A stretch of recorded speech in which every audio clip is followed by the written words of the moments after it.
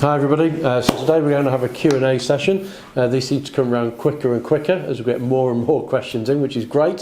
So keep those questions coming, and obviously we'll just keep doing these Q&A sessions.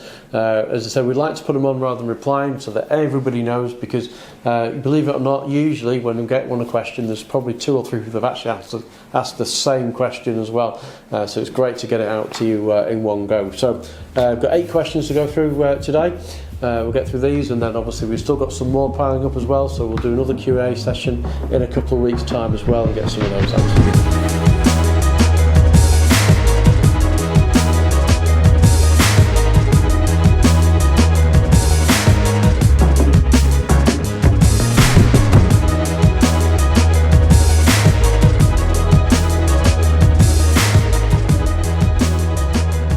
So first question today comes from Simon.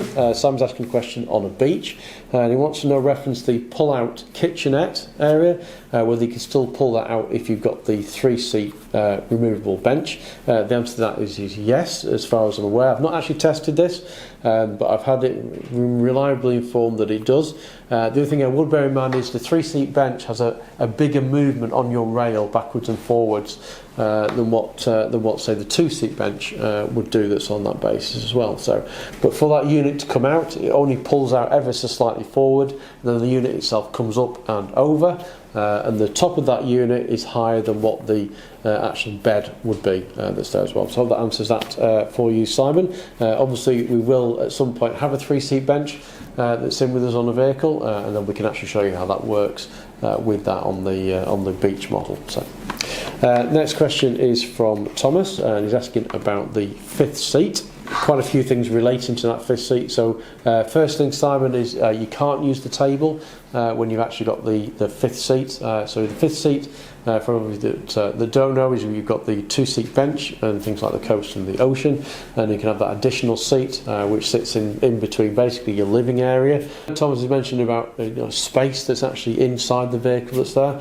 So if everything was in your vehicle and your rear compartment, your rear shelf is already in and it's left in the vehicle, the space is very, very tight with your 5th seat that's in there, to the point where you're struggling where your legs are going and things like that. The table, as I mentioned, that pulls out, you couldn't have the table up and you're using that and the 5th seat. It doesn't all work together, that's there. What the 5th seat is designed for, and I think I've said this before, is for like during the week when you're not camping or you're not going away with the vehicle.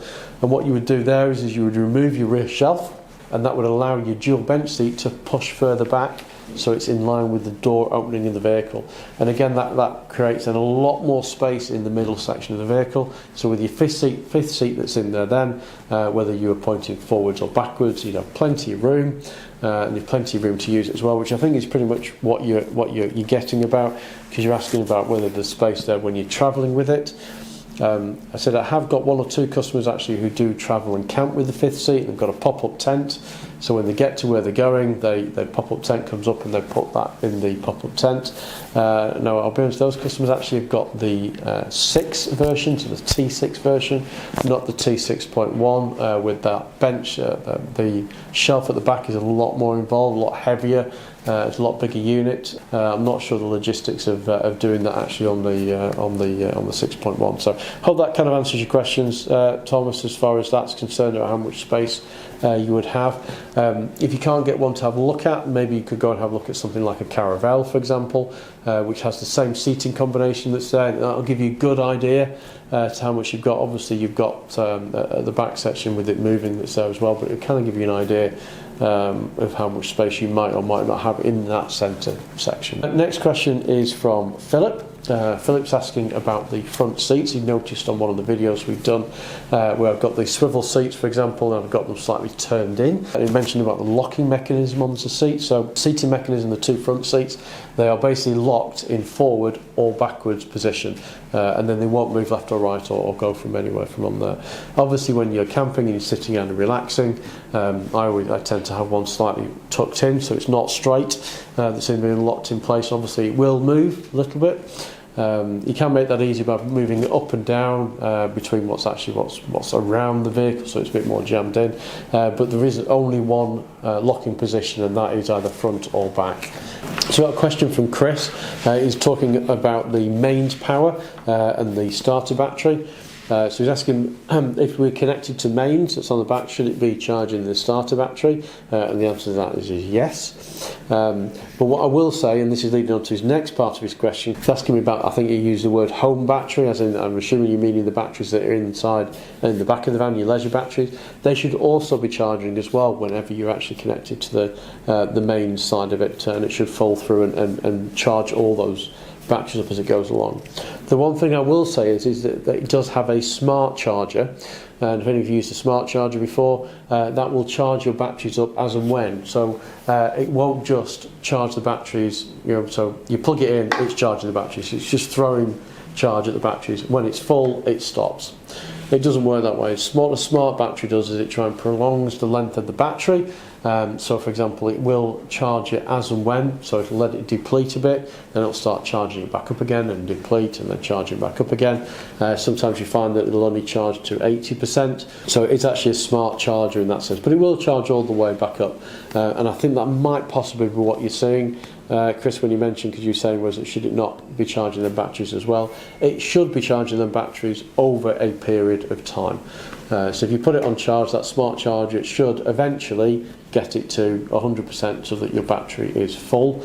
Obviously, if it's at 0 and it's got no charge and it's completely dead, it will charge the first bit very quickly, and then normally what happens is then it starts to, very similar thing with electric vehicles, then the last bit of it obviously takes a little bit longer to charge and get to that section that's in there. Chris, if your batteries are not charging, if you're not being charged at all when you're on mains, and it's only charging it when it's coming on the other side of it, two things just to check obviously that you have got mains power coming in, and you should have your light on your control panel to let you know that your mains power is going through. Alternatively, I think I'd get it looked at and get it coming from there, because it should be doing that. So those batteries, your onboard batteries, should be charging either when you're driving via your alternator, or alternatively when you're powered up and powered on the side to be doing it from there as well.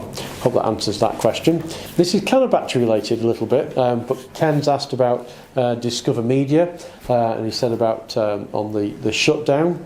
So the shutdown function, so when you're normally in your vehicle, for example, your Discover navigation system is running off your car battery that's there, and has an auto shutout, so it's not left on and it's draining that battery. Now, if you're in camping mode, the question was does it use that? Now, the whole base of this was with the new upgrade with the 6.1 was that the media system would run off the leisure batteries when the vehicle's not actually being used. So if you're not it's like you've got a secondary power that goes to it, and the idea being is then that you won't drain your normal battery as it goes down. As far as I'm aware, I've never tested this myself. I've been told that that's how it's supposed to work.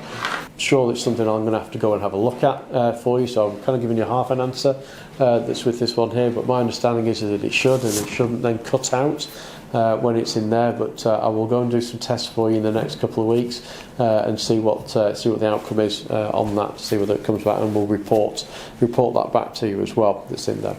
But you did mention about, or is it worth having a portable radio? So myself, I don't use the main onboard stereo or radio at all when I'm actually in there and camping, or whenever I do go camping. I don't use the car vehicles one for that. I've got a couple of things. My main one, my main go-to all the time, is I've got a Bluetooth speaker, which just connects straight into my phone, my iPad. I can plug other devices straight into it, so iPods, etc., because it's got an AUX in, which is like a normal headphone socket plugs in, and it also connects via Bluetooth as well. I use that all the time because not only can I use it in the actual vehicle when I'm there as well, but you can take it out, you can take it to the beach with you, you can take it wherever you go.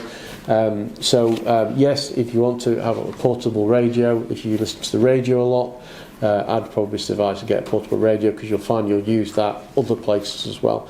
And even when you're sitting outside in your vehicle, you might be sitting outside a little bit away from your vehicle, you probably want that maybe to be a bit closer to where you are. So I'll leave that one with you. So I hope that answers that question for you, Ken. I think we've got 3 questions left. This next one's a nice easy one. Colin has asked about the beach and whether the bench at the back, whether that can actually be tilted like it can be on a coast and an ocean. Simple answer is no. That bench that's in the back, regardless of what seating configurations you've got, literally just pulls up so you can get access underneath it, but it's got no function, no ratchet system or anything like that, so you can create that bed section that comes up from on there. So nice quick answer. Sorry Colin, but no, you can't do that with it. Somebody mentioned about that sports mode on the DSG has gone. That is 100% correct. So the DSG gearboxes, the Sport, the S model, as you see at the bottom of it, is now been discontinued, and you don't get that at all that's on there. Obviously you've got your normal kick down and things like that. Don't really know anybody ever used sports mode. I don't know whether you did or not. That's in there as well. But all the new models now, that's actually gone, and so that is correct. I think they were just pointing that out to mention that it's on there as well. Next time we do a video actually with a vehicle that's in there, which will be in a week's time or so, I'll point that out again and mention it as well, so you can see it. Okay, last question is from Alexandros. He's asking about his wife needs the air conditioning system on all night, and whether that can be achieved or not. So the air conditioning system can only run, unfortunately, via the actual engine running. So if you want the air conditioning to work, that will only work with the engine running. So no. However, I might have a little solution for you though. There are portable air conditioning units that you can buy, and they can obviously cold air fans that just produce cold air around your vehicle that's in there. So obviously you've got in your vehicle, if you are off grid, I think that's what you mentioned, as being not connected to anything that was in there as well. You could obviously plug it into your inverter socket you've got, which gives you 300 watts depending what it is, or the alternative is you get something like a power station bank which you can plug into and give your mains to power that as well to keep the vehicle cool. It's a good question that, because it's something you can do in general if you want air conditioning. Obviously if you've got something like a Grand California, you could have air conditioning as part of the vehicle that's there, but if you're on something based on the T6.1 model range that's there, obviously you can get something as a small unit to help with that. There's quite a few things on the market, I've seen them in the past, and I believe they are quite effective as well at doing that for you. So hope that answers that question for you. So that's it for Q&A for today. So we'll do one again in a couple of weeks' time. Keep those questions coming in, and we'll keep answering them as best that we can. And if we don't know the answer, I'll go and find out and then report back to you at a later stage with there as well. So I hope you enjoyed today's video. Give us a thumbs up, give us a like if you have. Please subscribe if you don't already subscribe, and we'll see you again next time.